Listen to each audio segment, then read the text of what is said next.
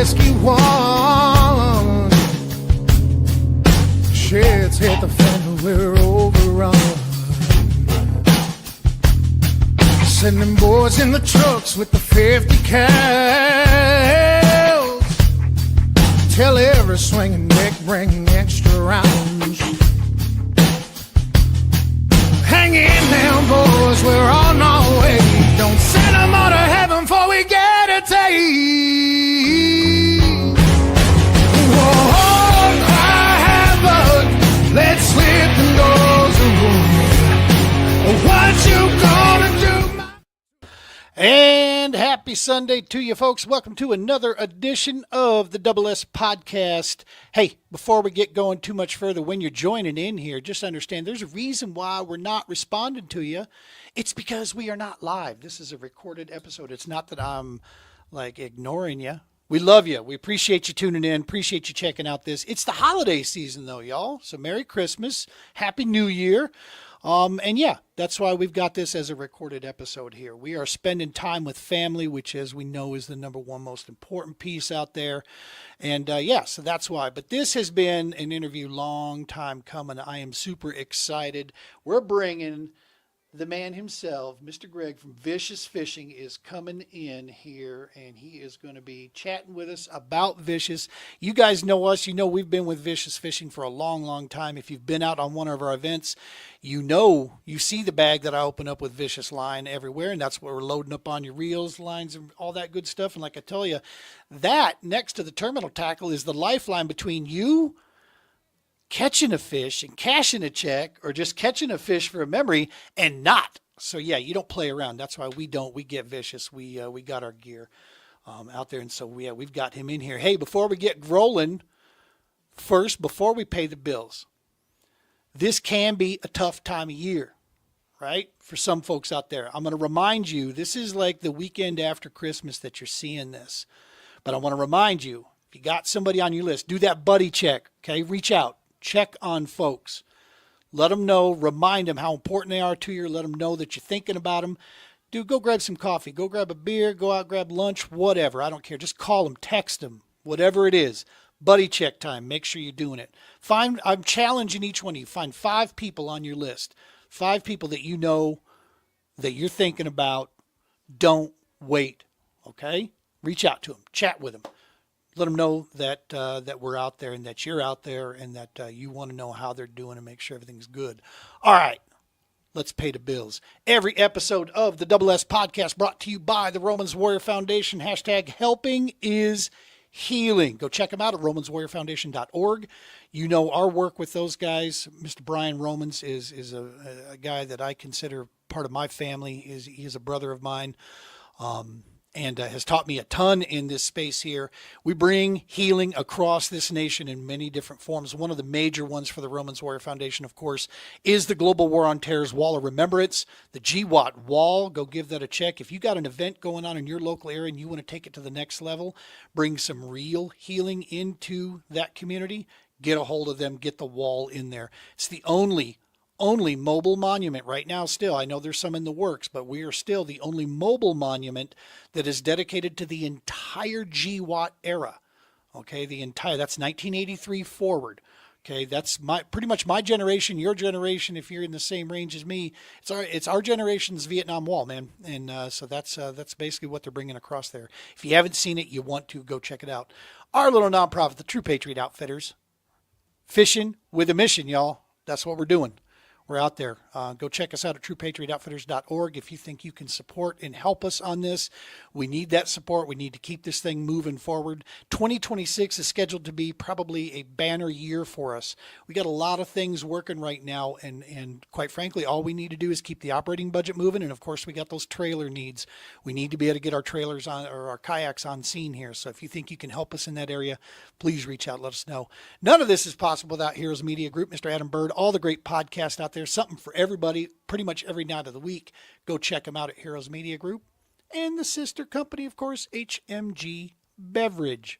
Coffee, Coffee, coffee, coffee. 26 might even bring some cool news from TPO and HMG working together on something like this. But for right now, go hit up that Kickstart. I'm telling you, you won't be disappointed at all. And tonight's episode, of course, Vicious Fishing, man. Go check them out at web at getvicious.com and all the socials at Vicious Fishing. Check out that lineup there. You are going to enjoy that. All right. I think that's it. Yeah, that's pretty much it. It's Christmas season. It's kind of over if you're watching this now. Reminder, one more time, we're not live. That's why we're not responding to you. Don't think we're ignoring you. Leave your comments. We'll get back to them. If you got a question for Greg during this whole thing, leave the comments in here. I'll make sure he sees it. I'll forward it on to him there later down the line there. So make sure to throw that in there. We appreciate you. And of course, and smash that subscribe button if you're coming in from YouTube. That's a big help to us. All right, that's it. Paid the bills. I'm going to stop yapping. We're going to get the man himself in here. Let's bring him in. What's happening, Greg? How are you, sir? Good morning. Good morning. We're gearing up for Christmas here. Right. By the time folks see this, they've already been done. But yeah, just so you know, already been there. We're recording before he gets here. That's right. Hey man, I'm gonna admit something, on this recording here. So I've been with Vicious for many Christmas, 7-8 years now. I've used your products. Probably longer than even I've owned it. I would guess you were with us prior to me buying it. It could be. And I've relied on it from there. So because you'll notice I tiptoed around something. I don't want to murder it because I am not the brightest bulb in the box. How do you pronounce your last name? It's Meunier. Meunier. The best way I can tell you, if you've ever seen it spelled out, you'll never say it right again because it looks funny. But what we always tell people is it rhymes with junior. It just says Meunier. Exactly. It's exactly the same. And that's the only way I've ever been to get it done. And, my kids are in sports or whatever, and they're going to announce it. I'm like, hey, it's junior with an M, and they can get it right every time. So once you see it spelled, it won't feel that way. But perfect. Yeah. So my son's name is Ryan, and we spell it old Gaelic Scottish way of Ryon. Okay. And so yeah, you wouldn't believe the amount of people like Ryan, Ron. What is this? It's like Ryan. It's simple. Yeah. Awesome. So I got to tell you, this is the first podcast I've ever been on that started with a warning. I think that's a good thing. I like that. I've not been a part of one of these that said, hey, warning, maybe some content you don't want to know here. Be careful. One of the things that came up I was with another network at one time, and a few of my guests I had on there were some Marine combat vets. And when you get fired up and get them rolling on some stories, dude, the stuff starts flying. There are also other networks that won't allow it whatsoever because they broadcast on a certain radio, platform. Yeah. And we respect that, but we always tell people that, hey, no, we're not going to do anything lewd or anything like that, but there's going to be grown ass men in here talking, and we're going to use some verbiage here and there. And so we just try to warn folks of the whole thing. Yeah, there could be some language. I feel a lot better. I feel easy now. That's good. Exactly. And Adam has been behind us with the Heroes Media Group. He's like, hey, as long as it's legal, you do what you want to do, buddy. I like it. I'm good. I just wanted you to know I appreciated it. You bet. Well, where we stand right out of the gate. And you see that the roots of the name of our podcast is definitely came from a Marine, which is, that's the term they use. It's going to be a shit show, So I told him, I was like, guys, I can't name the podcast The Shit Show because I'm going to be at like a chamber event trying to get people to come on. And I can't say, hey, you want to be on the shit show? I was like, so we'll come up with another name. How about Double S? How about that? We all know what it stands for. Exactly. Yeah. All the guys, they got it. So I got you. Playing games. Well, listen, let's go down the list here, man. First and foremost, Vicious Fishing. Yeah. You got a hold of this organization when? When did you take ownership? October 1st of 2018.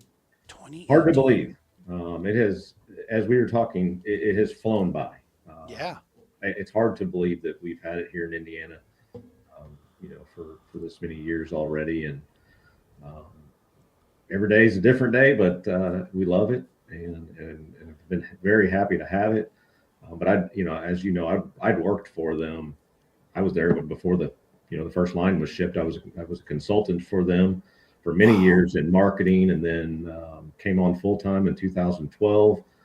Was approached by the family in 2018 that owned it and said, we're kind of ready to move on from fishing and manufacturing. And so, Corey and I talked about it and decided, let's try it. I don't know where it's going to go, but let's take a leap of faith and we'll make it work. So here we are.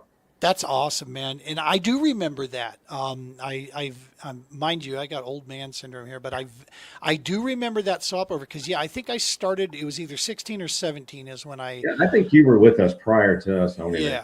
I managed all that stuff at that time. So, I knew you, but.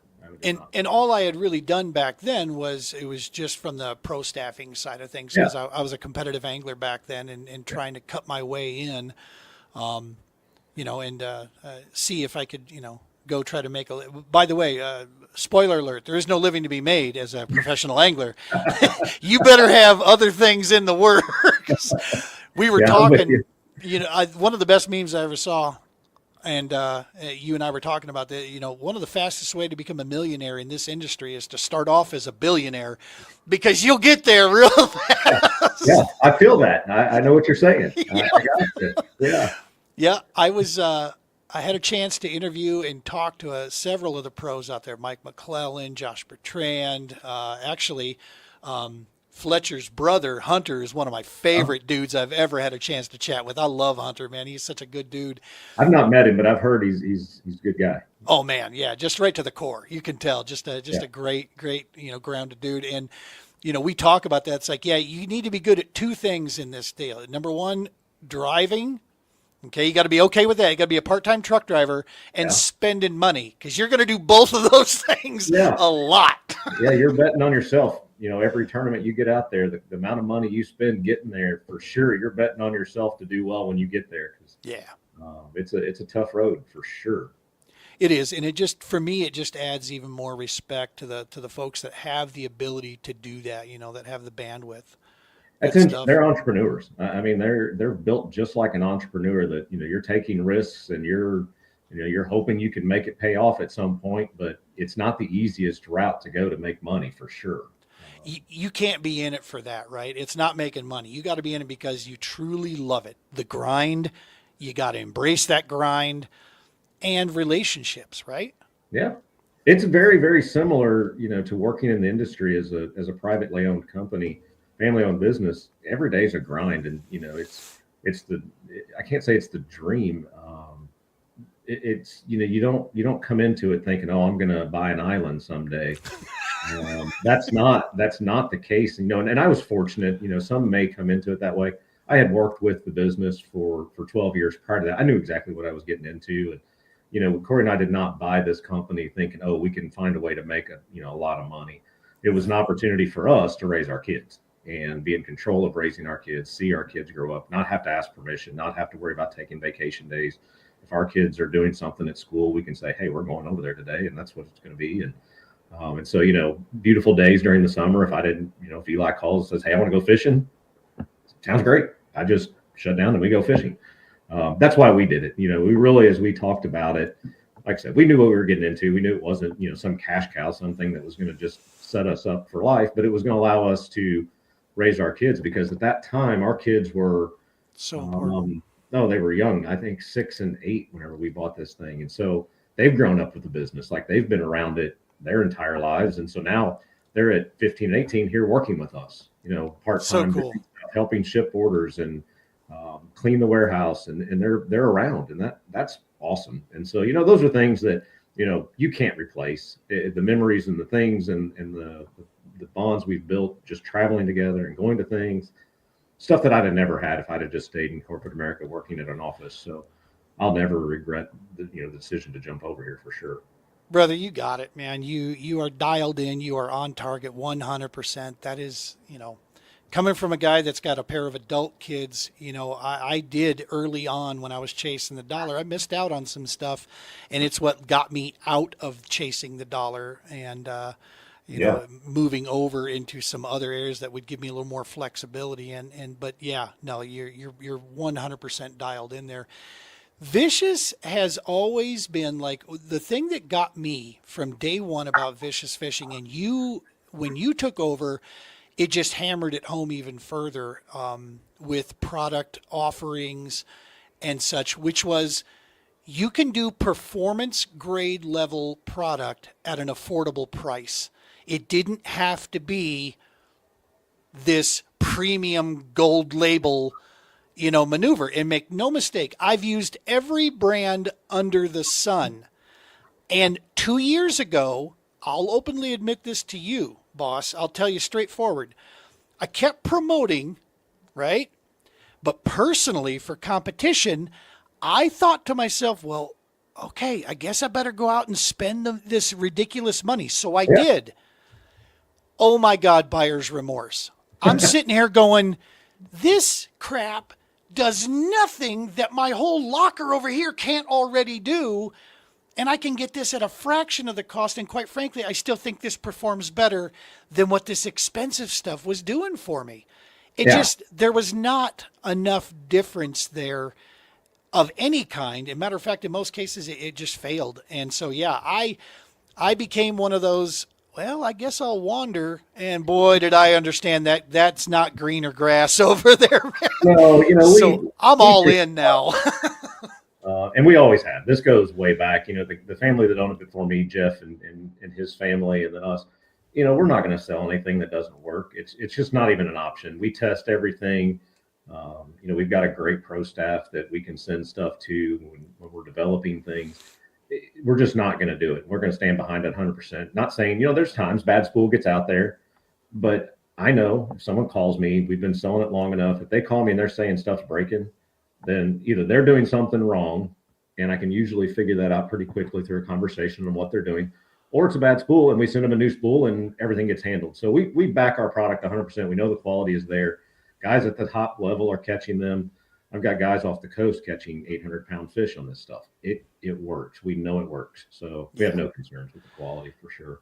Dude, and early on in his career, Fletcher was with a competitor, and he was deep with them. I mean, they were like title for him. And so when I saw that he swapped over as well, I'm just like, that just made me feel even better about my decision to stick with it. And, back in those days, I'm like, okay, if Fletch is coming over here, man, that had to be something that triggered him to go, okay, yeah, no, this is the way I need to go with this. Hey, I'm going to tell you what, I've never met a guy that's more into his product, the details of his product than Fletcher.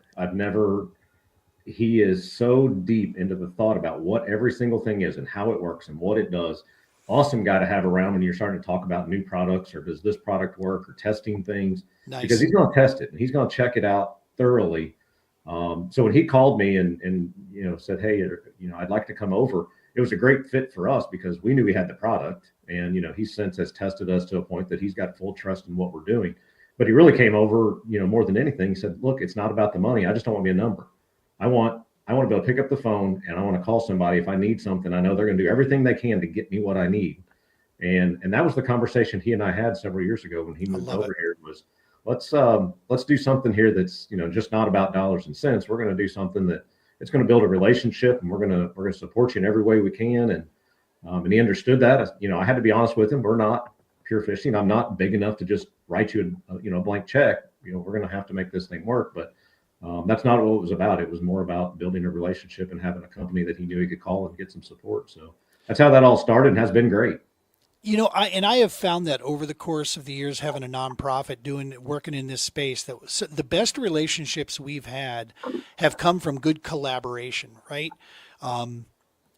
Sure, it's great when when obviously people donate stuff to the nonprofit, but never at the same time, something, we tell people, hey, I want you to be successful too. So if we've got a budget here, let's work this out so that it's good for you. It's good for us. Everybody's benefiting from this thing, and so, yeah, that's so cool. And that makes total sense that Fletcher, like I said, I've had a chance to speak with his brother at length, interviewing him at the Classic actually a couple of years ago.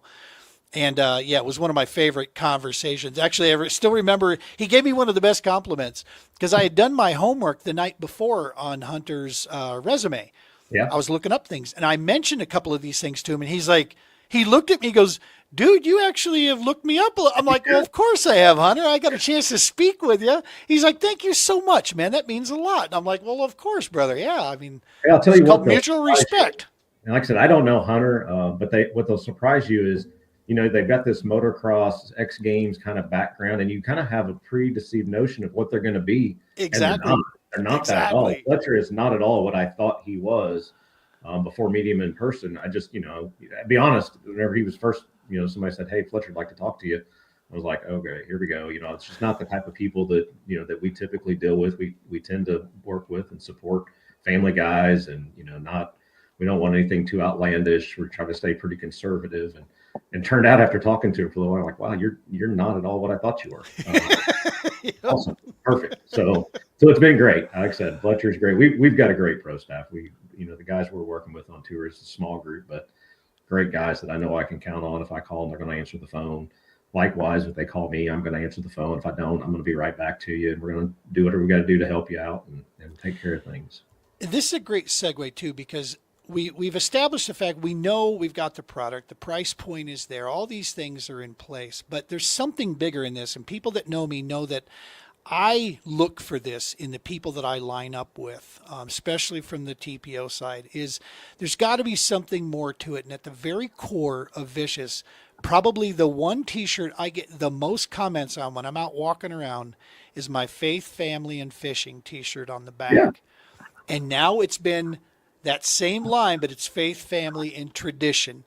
This is at the core of Vicious Fishing, man. Seeing from your main website all the way through, family and faith is right there. And that is such a major, major point. It's a positive reason why I want to be associated personally, and I want my nonprofit associated with your organization. What led you to that? Because you're coming from corporate America, dogs. I know it. That's dog eat dog out there. Yeah, we did, and it was a fun time when I was younger. That corporate world was fun, but as you mature, you get a family. You obviously kind of go back to your roots, and that's kind of what happened with me after a few years being out there traveling and chasing corporate. Got an opportunity, and to be honest with you, I was chasing corporate. Vicious was a customer, and I always found myself wanting to go hang out with those guys. I'm like, I'm at these 7-course dinner things going on at the Classic, and these guys are going, hey, I'm going over to B-Dubs and we're going to have beer and wings. I'm like, I want to go with those guys. Like, what are we doing? They're having fun and we're over here and this is not fun. Like, this doesn't even make sense. We should be having a lot more than they're having. And so that I think that kind of was it. And as you get married, you have kids, you kind of, like I said, you come back to your roots. I grew up in a family that was very blue collar. Faith was always a part of our family. I'll never pretend to be a preacher. I'm not. I'm not going to hit you over the head with stuff, but we have our beliefs and support those beliefs, and we'll tell you that we do. And so as Corey and I bought this, we struggled with if you see our packaging, we've got our scripture on there, and it was something that she and I talked a lot about. Like, what do we want to do? We didn't want to be preachy, and at the end of the day, we came to basically treating others the way you want to be treated. And we feel like if the entire world would just treat people the way they want to be treated, everything would solve itself. Like it immediately would make the world a better place. And so we kind of came to that commitment that we were going to put this on our package and, do to others what you'd have them do to you. And if that bothers you, then we probably are not the brand for you. We're probably not the company for you. And that was okay. We were going to live by that. And, that's the way we treat our customers. If somebody calls me, I always think, well, if I had an issue with something, what would I want that person to do for me? Yeah. So that's whether it's replacing product or, right now it's this time of the year, you can't get stuff out. The postal service is just very slow. So, I've got customers now calling because it kind of caught us off guard at the beginning. And so now it's like, hey, my stuff's been shipped 2 weeks ago and I still don't have it. What can you do? Well, I can't do anything about the postal service. It's out there. It will eventually get there. But at the end of the day, we're going to do what we have to. So, it's like, well, if you don't have it by Friday, call me and we'll just ship another one to you, and we'll use, UPS, and we'll make sure we 2-day it and you'll have your stuff. So that's the stuff that, I would expect as a customer. If I called somebody, say, hey, take care of me. I know it's not your fault, but at the end of the day, I need you to take care of me. And that way we operate our business. Yeah. And I think that, like I said, if everyone would do it that way, I think the world would just be a better place. So that was kind of where it centered for us, was the family, faith. We just felt like it was the right fit for us and who we were. I love it. I love it, man. And it's always, in full disclosure, it was this past year that I had a return to my faith. I shouldn't say it that way. We all have faith in something somewhere. Yeah. I had a return to a relationship now with God that it took a few things, it took a lot of years for it to come back around, because I had it as a kid and I had it as a young man, and then it kind of strayed and, questioned, a lot of silly stuff.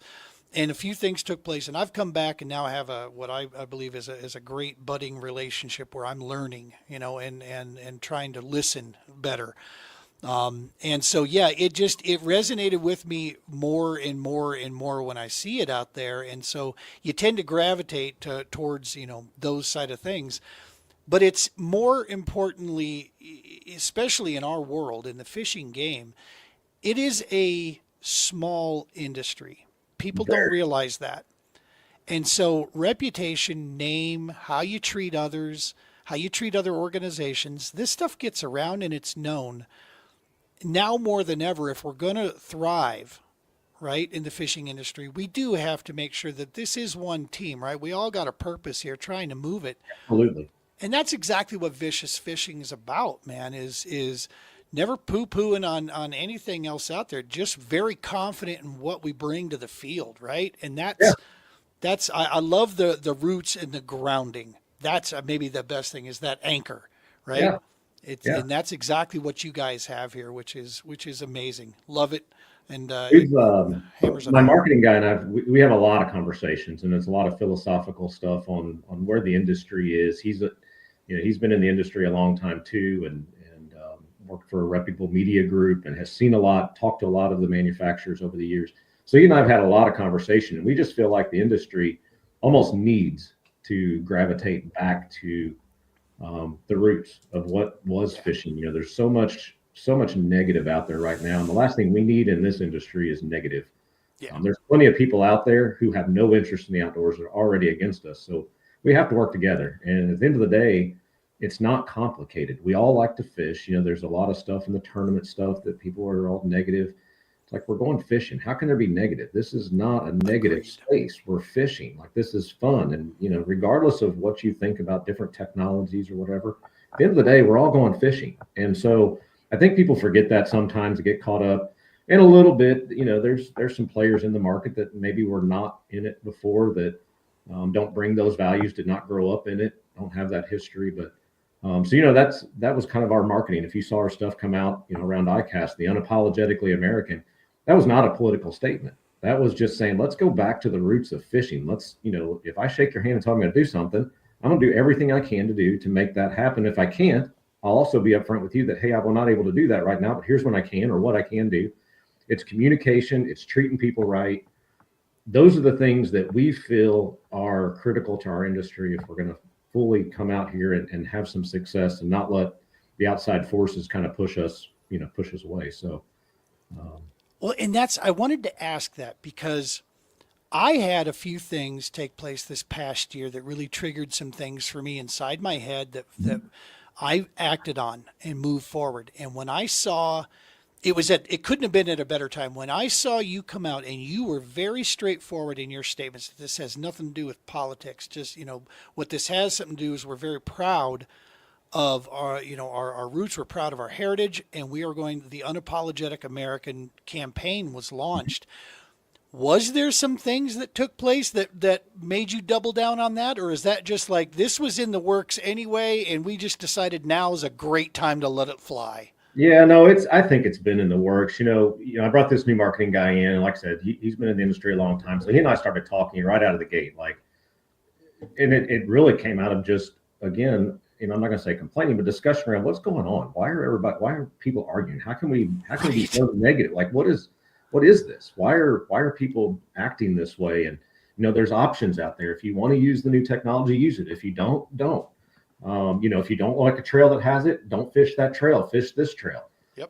There's other things out there. And then, to be honest, in the fishing industry, it's easy to get caught up in the tours, the trails, because that's what media covers. That's, it comes back to, this is what you actually see and hear. But by far and away, the vast majority of this industry does not tournament fish.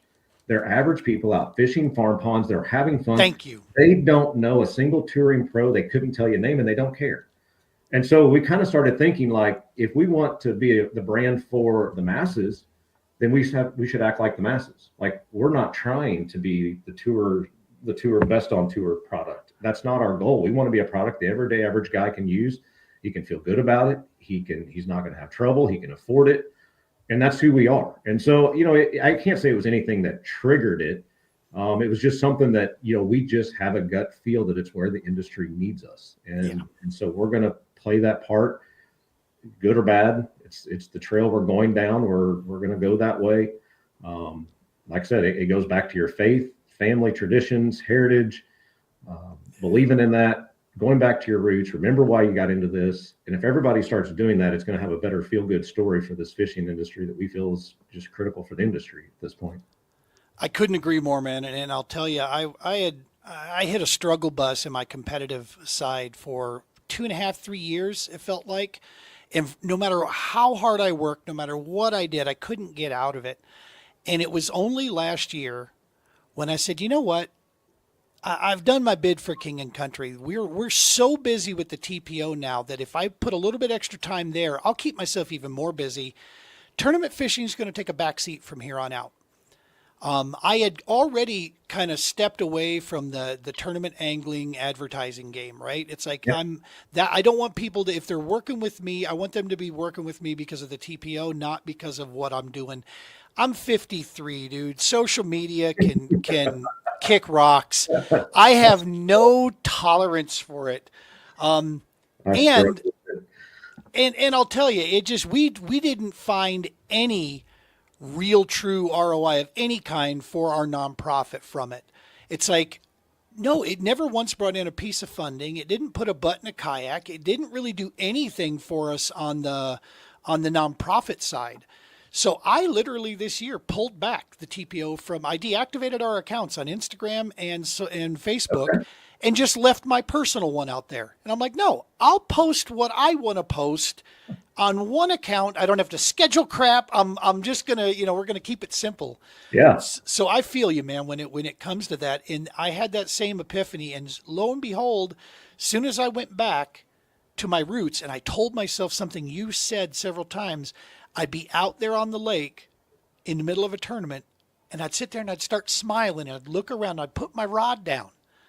I didn't hear that clock ticking anymore. And I'm like, how can I be mad? I'm fishing right now. Are you kidding me? So what if my, reel blew up on me? So what if something wasn't right or whatever? I'm fishing, dude. How bad can it be right now? I think the world needs to disconnect. It's something that I started, I would say it was probably around July. I found this feature on my phone that's personal. And at 5:00 every day, my phone goes into personal mode. Love it. There is a hand selected group of my family and a couple of friends in my area. And if they call, my phone will ring. Otherwise, my phone does not ring after 5:00, and it comes back on at 5:30 the next morning. It kicks back into regular mode. I don't see anything on my screen for emails. I get no notifications, and it has been awesome. I decided I kind of wanted, it's a little bit what we're talking about. I kind of wanted to go back. So on the weekend, 5:00 on Friday, it kicks on. And unless I choose to go see if I received a phone call, I don't see it. I wanted to go back to the days when you walked in, you had to check a message, an answering machine. Yep. I made calls when I came back in. And so that has been awesome. It does help you disconnect. It helps you recenter.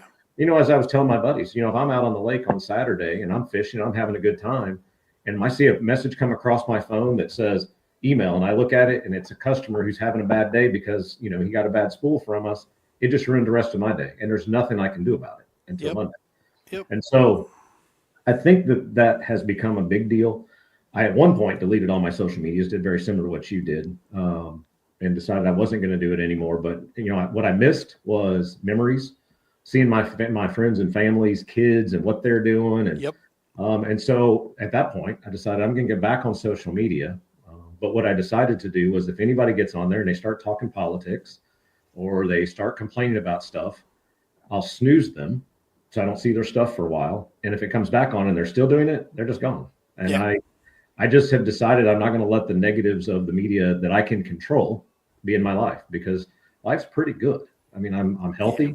I've got a great family. I've got a great group of friends. I work in a great industry. Life is not bad, but the media can definitely make you think it's bad if you just let them in there. So Yeah. I decided I was just going to kind of cancel it as best I could.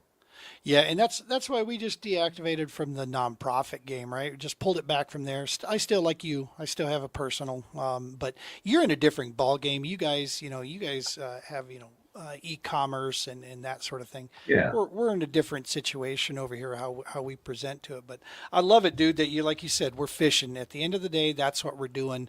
Calm it down a little bit. That's another thing at your website. I'm gonna pull this up here real quick. At your website, this section right up here, I'm going to full screen this real fast for folks. This section right here, how to choose fishing line. I absolutely love this. This is a no BS straight rundown of probably the three biggest, lines. You got mono, floral, and braided. Now there's other kinds out there people will talk about, but these are your three main, lines that you're going to deal with. And I love the fact that, this is something I actually started throwing mono again in a lot of situations.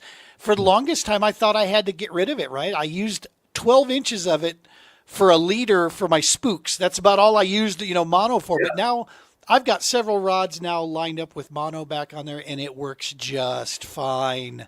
Yeah. I'm catching more fish now than I have in the past. And yeah, it's doing great.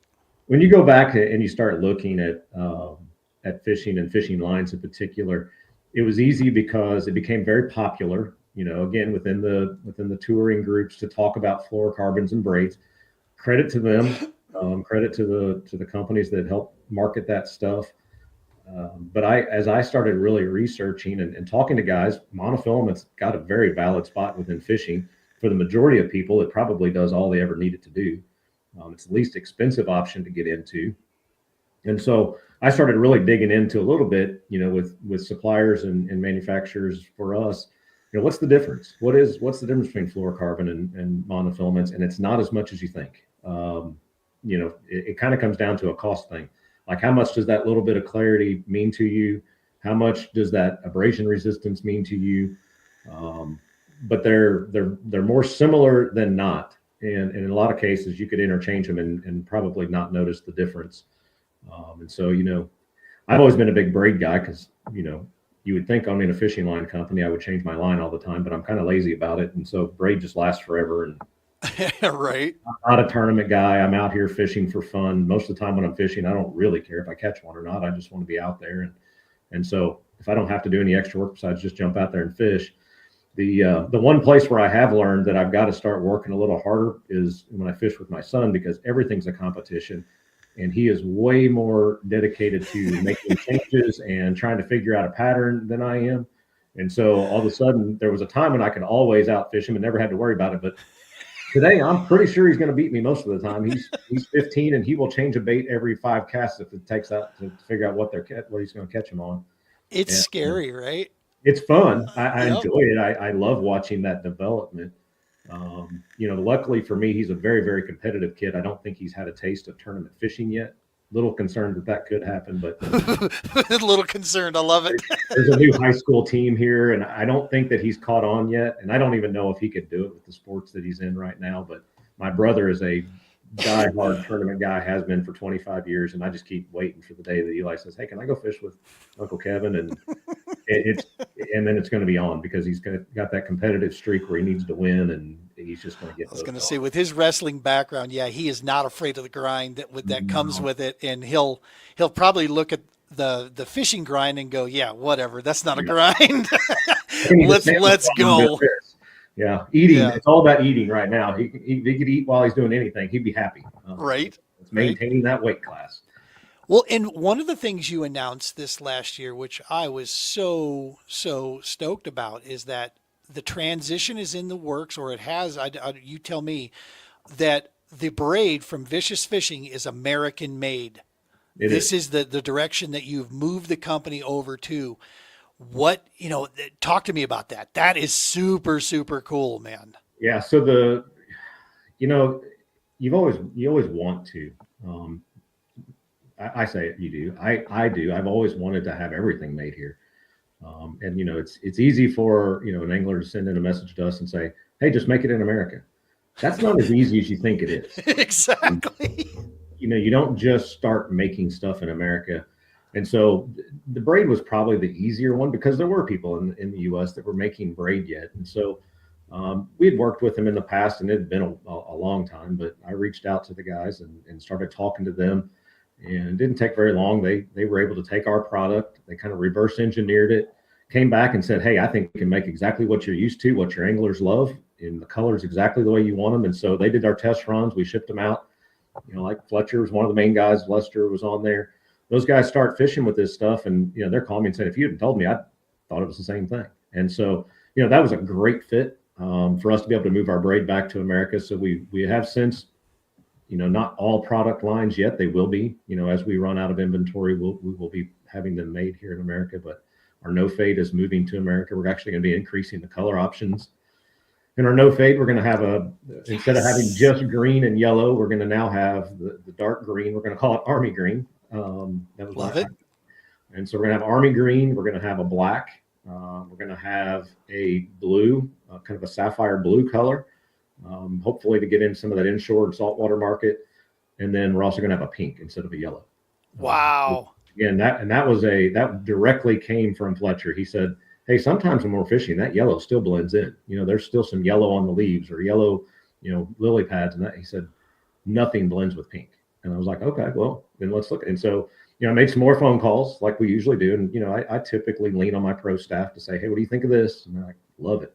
And so we're going to have 4 colors. I think we're going to roll the price back. I think making it in America is going to make it a little more feasible to bring that price down some, which I know seems counterintuitive, but I think that's going to be the case. And so we'll have that in January. I think in January we'll be able to roll out. And you said something so I'm in Clearwater, right? I have the worst conditions for bass fishing. Cold, clear water, no grass. That's what we fish out here. Mm-hmm. And you said black. You got black coming. Yeah. And I don't think there's not a lot of the young guys out there that understand just how well black does disappear in clear water and how it's not an aggressive color to things and how effective it can be. Yeah. So, man, I am interested. We are excited about the braid. That has been, it's not only helped us, from getting it, it's getting it. It's the supply. And that's really what led us here. As we looked at importing and all the trouble, it just becomes more and more complicated. A lot of people want to point to tariffs. That was not it. To be honest, when you're buying fishing line and you're bringing in as much as we were bringing in, the tariffs don't hurt it too much from a price standpoint because it just waters down to, when you're selling something that costs $5 and your cost in that is insignificant. So it didn't change our pricing a lot. It was more of the availability. And so now, if I have a new dealer that calls me in a new store and says, hey, I want 24 giant spools of fishing line, and I say, I only got 12, well, I can have the other 12 in a week or two. It's not, hey, I'll have it for you in 5 months. Right. And so it was the production timelines that made a huge difference for us. We were able to maintain our price point, have an American-made product. I can go visit the guys. I can talk to the people who are making our product. If we have trouble, if we want to develop something new, we sit in a room with the guys. It's not done, on a Zoom call. It felt right. And so we made that decision and moved it all. And so we were able to, all of our standard braid has transitioned. At this point, there's maybe a few spools out there yet. But for the most part, it's all done here. And then everything else will be transitioning, as we need it to in line. That's exciting. Last thing on the product here, this Descender, this 8-strand +1 sinking braid. What's going on with that? That was something that was born and it got a lot of press kind of in the middle of the summer. It's a technology thing. The forward-facing sonar guys, they want something that casts a little flatter. Braid tend to have a little bit of a bowl in it when it goes out. So it allows it to cast a little flatter, gets down the water column a little faster. But that's all. I mean, it's really geared to target a fish. I guess would probably be the technology, and the idea behind it is, when they're using forward-facing sonar, they're trying to get something in front of a fish. Yep. It will allow them to get there as quickly as possible. I love it. I love it. Yeah, and I can tell now the wife's going to be looking at me going, what did you just spend at Vicious?" It's post Christmas. Yeah, Santa Claus forgot these. Yeah, yeah. Exactly. Yeah. That's awesome, dude. So the product line, like I said, folks, if you haven't seen, go take a look. Go through and look at the how to choose a fishing line. Read through that piece there, understand it a little bit better. It's a great section of the website that pulls back, no BS, straightforward, straight shooting, and then look at the fact that you can get a quality piece of equipment here. And I said this before, Eagle Claw. Eric Ali and I, we talk about this all the time. What folks coming in, or maybe even guys that have been in the industry a long time, what they always put this big emphasis on rod and reel, right? Rod and reel. I'll be honest with you. I am the trailer park swap meet rod and reel guy who is damn proud of it. I've got some reels that cost me $55 brand new that are 8 years old. Now, I'm not going to beat you in a casting contest, but every year I break them down, I re-grease them, I put them back, and they keep running for me. Turns out they still catch fish. Turns out. The thing where I tell people this is when I take folks out, with the trips on TPO, a lot of these guys are either fly anglers or they haven't had a chance. I teach them these two things. There's two main deals that are going to be the difference between you getting a grip and grin and not. That is your terminal tackle and your line.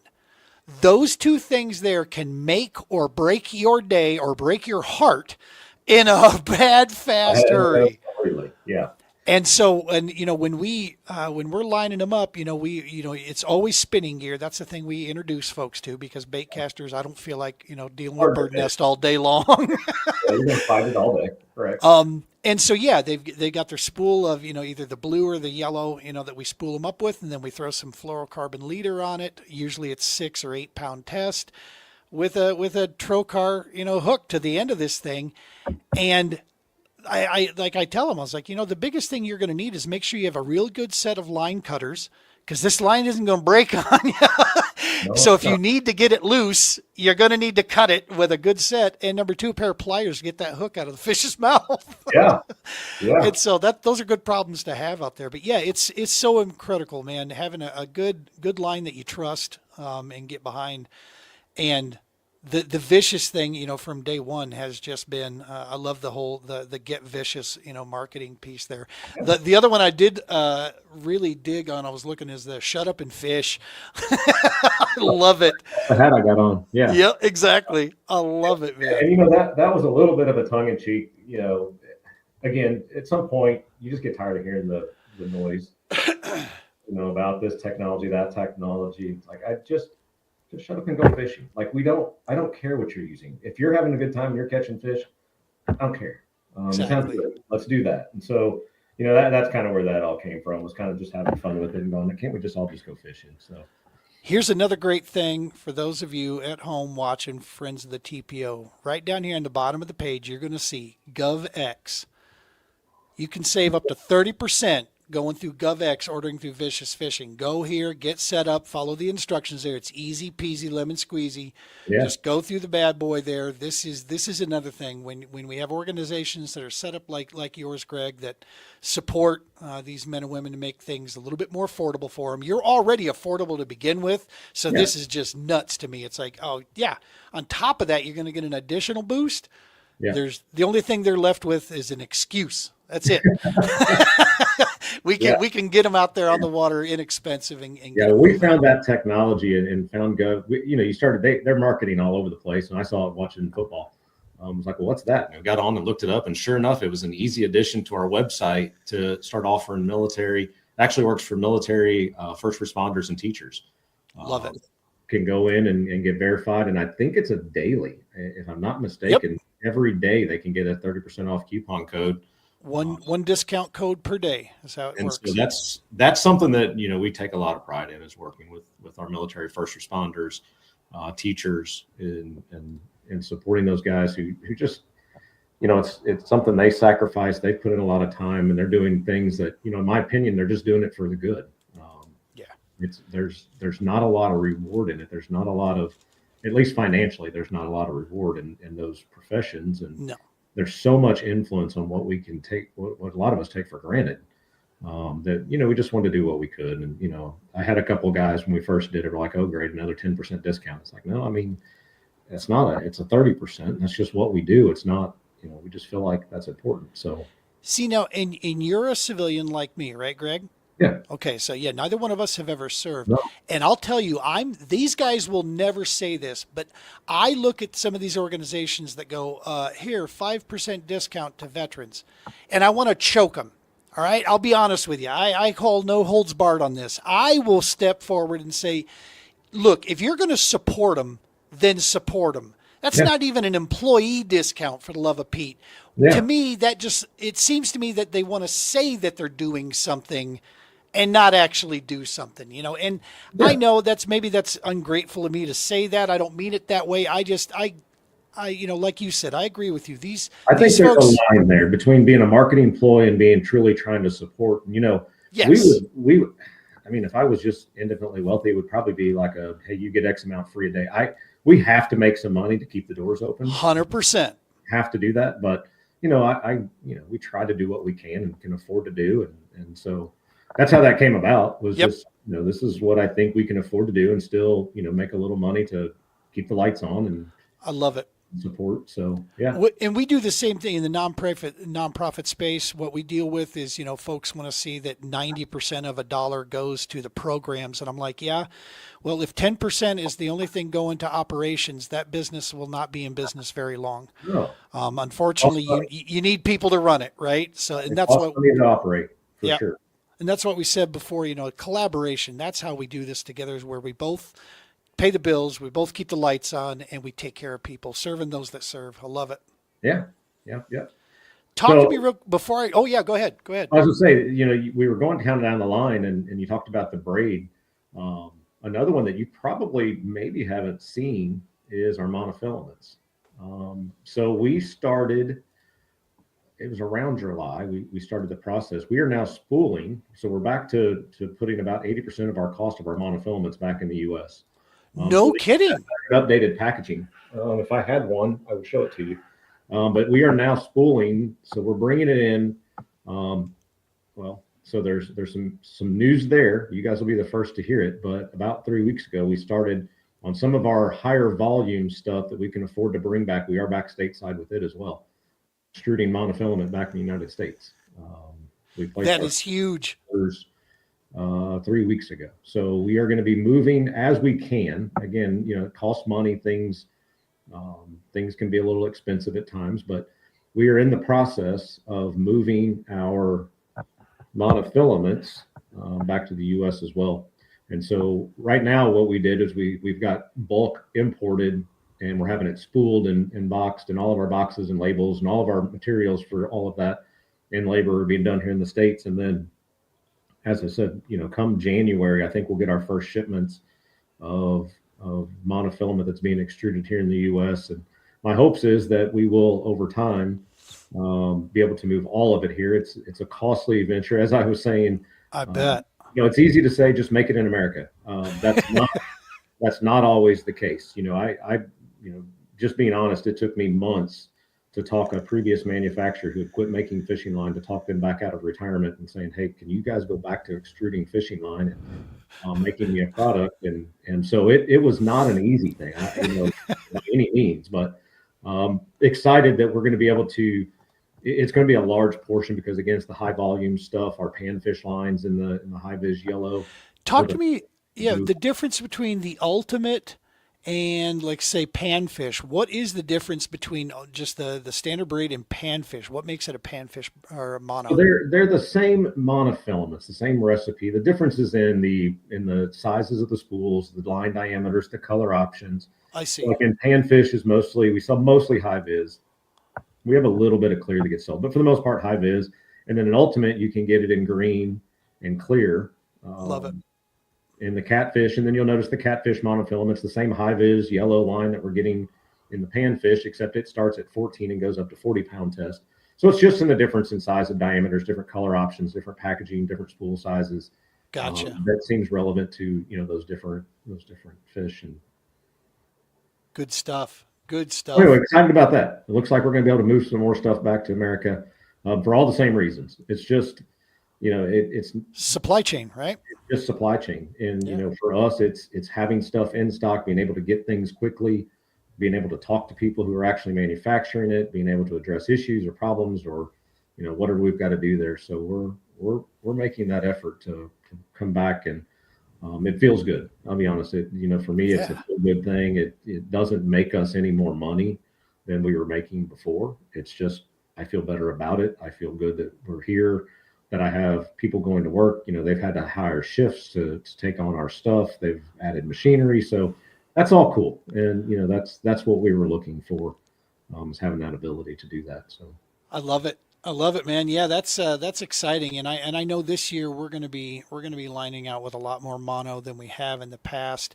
I had a guy that got himself an early Christmas present given to him, a Bass Pro card, and he started asking me about what line should I look at? I'm like, look, it is clear water out here, so I'm going to fluoro always, but you can't go wrong. Save the money, just get yourself a good small diameter mono.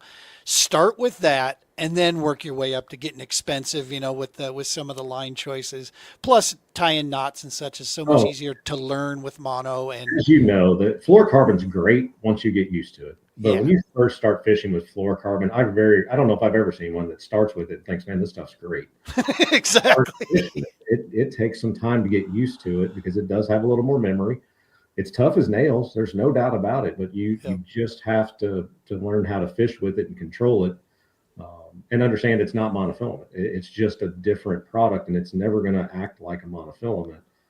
I say that we've got one that's pretty close. Our Tora line is very close, but it's also $72 a spool. It's very expensive. I was going to say, I used a pile of that a couple of years ago. I loaded up on that Tora, and Great I was impressed. Yeah, that was like, it costs a lot to manufacture. It's a very high-end line. And so that's why that price point's up there. It's not that it costs me the same to make it. We just make a bunch of money. It just costs a lot to manufacture it, but it's great stuff. There's no doubt, but it's not something you're going to spool up a bunch of rods with and go fish for bluegill. So Exactly. So to wrap things up here, you are out in Indiana. Is that correct? Correct. Yeah. And you have been an outdoorsman. You love hunting. I know hunting is a big deal for you, not only just fishing. Talk to me a little bit about that, about what what you find out there, what you love to do out in the outdoors. Talk to me a little bit on that. I'm probably your traditional outdoors guy, probably more like everybody else than most would imagine. I just like being out there. If I've given the choice between hunting and fishing, I had to choose. You get to do one or the other for the rest of your life. I'm going to choose to hunt. I've always loved hunting. There's something about it that I just can't get enough of. Turkey hunting's my favorite. Love it. Absolutely cannot get enough turkey hunting. We get a very short season in Indiana. You get one bird, but I will take every person who says, hey, I've got some turkeys over here, and would you come take me? Yes. I will be there. We'll make it happen. So I love it. It's something I've always enjoyed. I enjoyed deer hunting. I'm not going to say it lost something for me, but it gets harder to do as you own a business. Because when you're just sitting, I'm not very good at sitting still. And so when I'm just sitting there in a tree stand and my mind starts wondering about all the things I should be doing besides just sitting here. And so that tends to take a little bit of the joy out of it. Unless I'm there, the last few years, it's really been about my son, and I've hunted with a lot of buddies' kids that wanted to go deer hunting for the first time. Love it. Obviously, that makes it a little easier because, for one, you're not waiting for some giant deer, so you're not just sitting there. Typically, the first buck that walks out, regardless of size, is the one they want. And so we've had some fun over the last several years of just hunting that way. And this was the first year that I kind of went and hunted on my own again. And I don't know, it's been 5 or 6 years that, I've just always spent my time, and there's only so much meat you need.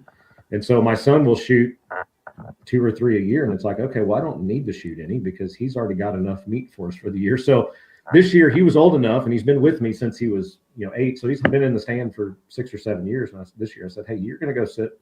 I'll make sure you get to your stand, but you're there by yourself, and I'm going to go hunt on my own. And so I did shoot a good one this year. I got my buck this year, and that's the first one I've killed in many, many years. But I had a good time. And then we do every year. I shoot a couple of does, but fortunate that that's not a real complicated thing on the property we hunt. And so we supply another family that likes deer meat and can only and needs 2 or 3 more, so we share with them, and so that's always a good time. But I love the hunting side of things. Grew up small game. My dad was not a big game hunter. He was rabbits and squirrels, and it's probably my favorite thing, squirrel hunting. I still think it's fun to sneak out there and slip around in the woods. And I've been teaching my son Eli for many years about it. And I like to just kind of dig at him. Although, again, he's getting older and it's getting easier for him. But I'd say, dude, until you can sneak around and shoot 5 squirrels, you've got some work to do. But he's starting to get to a point where he can do that. So I like to go out. It became kind of an unspoken competition going on. It's like, you go this way, I'm going to go this way. And I'd love to come back with 5 after about an hour, and he's still out there trying to get them. And when he comes back, you give him a little jab. And it's like, hey, you got work to do, dude. You just not sneaky enough out there yet. But he's getting really good at it. So, I think he's catching on to how to sneak around and when to move and not move. And I think that's critical for kids in the outdoors, is to get out and they need to make some mistakes. They're going to learn some things. And so as soon as you think your kid's old enough and safe with the weapon and is going to be okay, I turned him loose and said, go get him. So I love it. Always been an outdoors guy. And it's an awesome deal too, between a husband or between a father and a son too, man, to have that kind of, that relationship and that competition. It's always there. I always got worried that the moment he stops competing with me, now he's taking pity on me. So I'm like, all right, that's it. Hey, I'm there.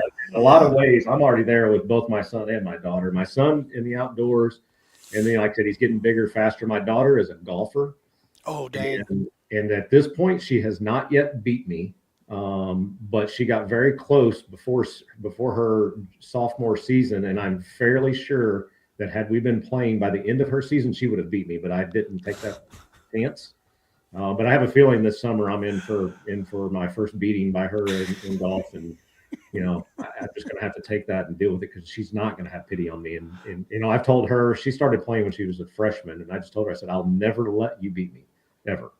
If you beat me, it's because you beat me. I didn't let you beat me. And, love it. Yeah. So I know that's coming. My wife's very competitive. She's a turkey hunter. She loves, so she and I turkey hunt together every year. So cool. She did not grow up that way. Her dad likes to hunt, but she did not grow up in the outdoors. But I've got her fishing and hunting and getting out there a little bit.